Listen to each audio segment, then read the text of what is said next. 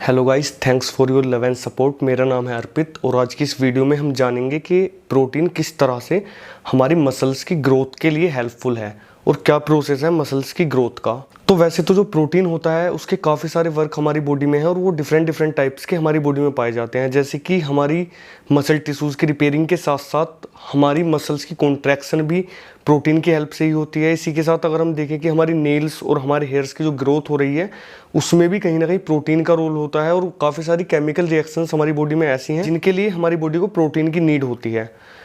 But अगर हम इस मसल को अपनी बॉडी से बाहर निकाल लें और किसी लेबोरेटरी में जाकर देखें कि उसके अंदर क्या क्या है, तो आप पाएंगे कि आपकी मसल में सबसे ज़्यादा मात्रा में वाटर है और उसके बाद सेकंड नंबर पर प्रोटीन है। यानी कि हमारी जो मसल्स हैं उनमें सबसे ज़्यादा मात्रा प्रोटीन और पानी की है। इसी चीज़ से आप आइडिया लगा सकते हैं कि प्रोटीन हमारी मसल्स के लिए कितना ज़्यादा हेल्पफुल है। अब अगर हम बात करें कि प्रोटीन से हमारी मसल्स की ग्रोथ किस तरह से होती है, तो सपोज कि आपने आज से ही अपना जिम जाना स्टार्ट किया है, आप आज से ही वर्कआउट करना स्टार्ट कर रहे हो और आप जिम जाते हो, आपने 15 kg का वेट उठाया जो कि आपके लिए इनफ है और आपने वेट ट्रेनिंग अपनी अच्छे से की। उससे क्या होगा, हमारी मसल्स के साथ उसका क्या रिएक्शन होगा कि जब आप वेट लिफ्ट करोगे तो जो आपकी मसल्स के अंदर फाइबर्स हैं, यानी कि बहुत छोटे छोटे से जो रेसे हैं, उनमें माइक्रो टीयर्स आ जाएंगे, यानी कि उनमें बहुत मामूली सा डैमेज हो जाएंगी वो। अब उनकी रिकवरी हमारी बॉडी को करनी है तो सिंपल सी बात है, जिस तरह से एक ईंट और सीमेंट से बनी हुई दीवार अगर कहीं से डैमेज हो जाए तो उसकी रिपेयरिंग के लिए हमें सीमेंट और ईंट की ही नीड होगी। उस तरह से मैंने आपको जैसे बताया कि हमारी मसल वाटर और प्रोटीन से मिलकर बनी है, तो हमारी मसल्स की रिकवरी के लिए भी हमें प्रोटीन की नीड होगी। वो प्रोटीन हम अपनी बॉडी को डाइट से देंगे, नो मैटर कि वो प्रोटीन हम सप्लीमेंट से ले रहे हैं या फिर अपने न्यूट्रिशन से, अपनी नेचुरल डाइट से ले रहे हैं। अब जब हमारी बॉडी को प्रोटीन प्रॉपर मात्रा में मिल जाएगा अपनी मसल को रिपेयर करने के लिए, तो वो उसे रिपेयर तो करेगी, बट वो इस हिसाब से रिपेयर करेगी कि नेक्स्ट टाइम जब हमारी बॉडी, हमारी मसल्स 15 kg वेट को लिफ्ट करे तो वो इजीली उसे लिफ्ट कर पाए और हमारी मसल्स में इस तरह के माइक्रो डैमेज ना हो। तो अगर हम शॉर्ट में समझें तो कि हमारी मसल की जो रिकवरी हमारी बॉडी करेगी प्रोटीन से, वो इस तरह से करेगी कि हमारी मसल्स की स्ट्रेंथ पहले से बेटर हो जाएगी। तो इसी तरह से ये साइकिल रिपीट होता रहता है। आप जिम जाते हैं, आपने 15 kg वेट लिफ्ट करा, आपकी मसल में माइक्रो टीयर्स हुए, उसके बाद आपकी बॉडी ने प्रोटीन का यूज करके उस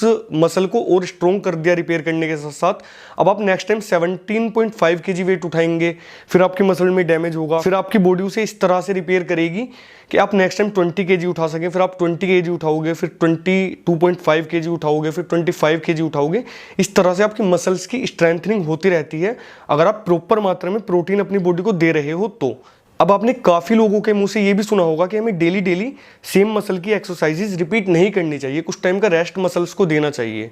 अब उसे भी मैं आपको उस ईंट और सीमेंट वाले एग्जांपल से समझाने की कोशिश करूंगा। आप मान लीजिए कि आपकी जो दीवार है वो कहीं से डैमेज हो गई है और आपने उसकी रिपेयरिंग करने के लिए उस पर सीमेंट तो लगा दिया, बट आप अगर कुछ देर बाद ही उसे उसी सेम जगह से छेड़ने लगेंगे जहाँ से आपने उसकी रिपेयरिंग की है, तो ऑब्वियस सी बात है कि वो दोबारा से वहाँ से डैमेज हो जाएगी और उसके डैमेज होने के चांसेस बढ़ जाएंगे। तो आप ऐसा करोगे कि आप उसे रिपेयर करोगे, उसके बाद 1-2 दिन का टाइम दोगे कि वो अच्छे से रिपेयर हो सके, वो अपना टाइम अच्छे से यूटिलाइज करे और अच्छे से रिपेयर हो जाए। सेम हमारी मसल्स के साथ भी है। आपने प्रोटीन इनफ मात्रा में दिया,